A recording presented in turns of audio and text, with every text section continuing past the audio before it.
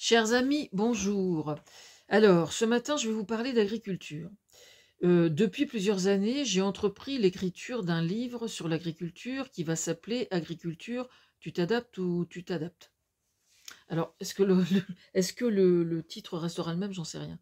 Mais bon, c'est bien avancé, hein, mais c'est un problème extrêmement complexe, l'agriculture. C'est un secteur à part entière. Et je suis fille d'agriculteur. Donc, je vous rappelle que j'ai écrit un livre qui s'appelle La poule aux œufs ne dort que d'un œil. Voilà, et qui n'est pas chez mon nouvel éditeur encore pour l'instant, mais je l'ai en stock moi et je le vends sur les salons du livre. Donc j'en ai vendu un petit peu hier dans mon salon du livre à Saint-Ouen de Touberville. J'ai rencontré des gens charmants, ça s'est très très bien passé. Et donc ce que je fais en fait, parce que là mon livre il n'est pas question qu'il sorte pour l'instant, pour la simple raison qu'il n'est pas terminé encore, et que j'ai d'autres livres qui sont en train de relecture, en cours de relecture, etc. Donc, ce que je fais en vidéo, les trucs les plus importants pour que ça colle à l'actualité, voilà. Donc, un des chapitres que j'avais écrit s'appelle « La métaphore de la boule à facettes ». D'accord? Le comble de la lâcheté en politique qui s'exprime généralement par ce que l'on nomme aussi le populisme réside dans le fait qu'on tente de faire croire au plus grand nombre possible qu'un problème serait simple là où il est toujours complexe. Selon ce principe et de façon parfaitement perverse et manipulatrice, les partis d'extrême droite, bien plus que les autres, en usent et en abusent, en proposant des solutions expéditives à grand renfort de Yaka Faucon, qui est particulièrement bien connu dans le milieu associatif, les Yaka Faucons, alors que leur travail en amont sur les dossiers concernés relève plus du papier à cigarette ou du papier crépon que de ce que l'on nomme un dossier bien ficelé. En somme, c'est pas vraiment sérieux. Mais ils prétendent bien l'être pourtant. Le premier objectif de l'agriculteur, c'est non pas d'entrer au chausse-pied dans un modèle économique imposé par le politique où l'agriculture est considérée comme une branche de l'économie exclusivement par des actionnaires de gros groupes de la finance auxquels ces politiques servent la soupe, mais de nourrir la population et avec des produits qui soient sains, pas nécessairement toujours bio, mais au moins sains, non pollués, alors que parallèlement, l'agriculteur, en tant que citoyen, est en droit de revendiquer de vivre de son travail et d'en vivre dignement. Je rappelle que je suis fille d'agriculteur. Mon père élevait des cochons. Absolument rien ne justifie qu'au prétexte que l'agriculture ait été jusqu'à maintenant une affaire de famille, ne justifie que leurs heures de travail ne soient rémunérées moins que d'autres professions et que son statut de citoyen ne soit respecté au même titre que n'importe quel autre. Les facettes de la boule à facettes dont il est question sont multiples. Je m'en explique. Un agriculteur céréalier dans la Beauce, hyper endetté avec du matériel dernier cri, n'a pas les mêmes soucis qu'un producteur de foie gras dans le Périgord qui voit sa saison anéantie pour des raisons sanitaires, qui lui-même a des difficultés à comprendre que tel autre, dans tel vignoble, doit changer son cépage ou sa culture pour cause de réchauffement climatique, ce qui le prive du moindre rendement pendant plusieurs années, pendant qu'à quelques centaines de kilomètres, un autre a vu toute la floraison de ses vergers ravagés par la grêle et n'aura donc aucun fruit cette année. Oui, j'avais rédigé ça au printemps.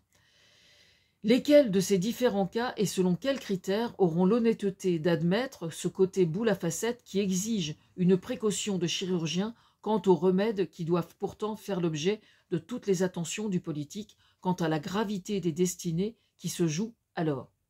Alors, je tiens quand même à spécifier que quand on parle de politique aussi, il y a des médias où on parle d'agriculture qui fonctionne bien et qui marche bien. Mais j'y reviendrai dans un autre contexte. Et c'est vraiment d'adaptabilité dont on parle, c'est ce qui justifie le titre de mon livre, justement. Novembre 2024, en ce moment. Donc ça, j'ai rédigé ce matin. Le monde agricole est de nouveau sur ses tracteurs, prêt à en découdre.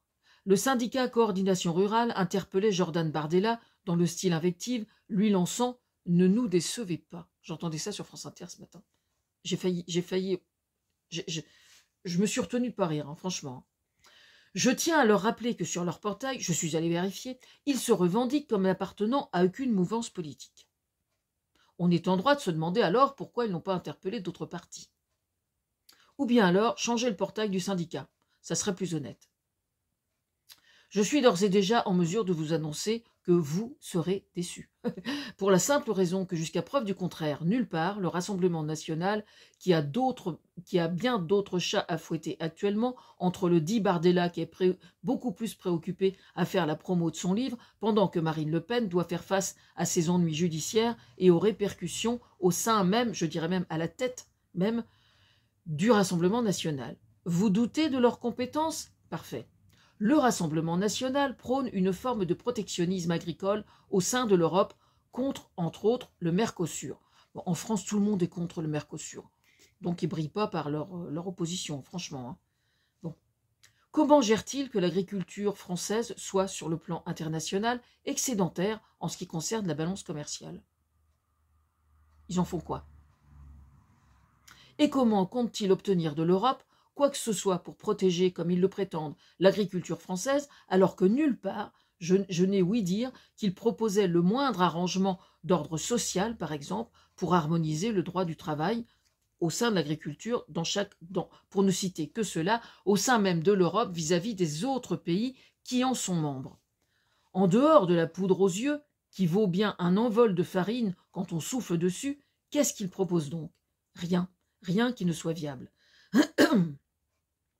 Comment justifie-t-il, par exemple, que nulle part la qualité des denrées produites par notre agriculture, si l'on parle de notre consommation intramuros, par exemple, ne soit observée sous l'angle de la santé publique, pour ne citer que cela, ce qui justifie, hélas, une augmentation flagrante des maladies chroniques, je sais parce que je suis la première concernée, des troubles endocrinologiques, je le sais parce que je le suis concernée avec un syndrome d'Hashimoto, et des maladies dégénératives, là je ne suis pas concernée, sachant que la maladie de Soda va induire, d'autre part, une vague des plus inquiétantes d'insuffisants rénaux les décennies à venir. D'accord? J'ai bien dit insuffisants rénaux, donc des gens qui vont potentiellement mourir parce qu'il n'y aura pas de donneur pour la greffe. Vous voyez tout ça? Ils n'en parlent pas de ça. Pourquoi nulle part le Rassemblement national ne pointe-t-il pas du doigt les répercussions du gluten et des méfaits des farines blanches sur la santé publique, ce qui est d'une extrême gravité? Je suis concernée là par contre au premier chef aussi, et on est concerné dans la famille, et on a été concerné les décennies d'avant avec une grand-mère morte d'un cancer du pancréas et une tante morte d'un cancer du pancréas. J'ai entendu une émission sur France Inter il y a quelques jours qui dit clairement que c'est le non-bio qui induit toutes ces maladies-là. Pourquoi le Rassemblement national, qui a des prétentions plus larges que l'agriculture, il me semble quand même, pourquoi est-ce qu'il ne parle jamais de ces problèmes-là de santé publique qui sont directement liés à l'agriculture? Pourquoi? Pourquoi ne défend-il pas l'agriculture bio, qui est la seule qui puisse garantir une agriculture saine pour le consommateur? Oui, je sais, tout le monde ne peut pas s'offrir du bio, je suis d'accord. Je reviendrai dans un autre contexte parce qu'il y a beaucoup de choses qui circulent, qui sont complètement fausses sur ce sujet, et donc j'y reviendrai. Je vais vous dire pour quelle raison, c'est que le Rassemblement national est incompétent en matière d'agriculture, et ils sont en réalité pro-agro-business idéologiquement. Voilà pourquoi.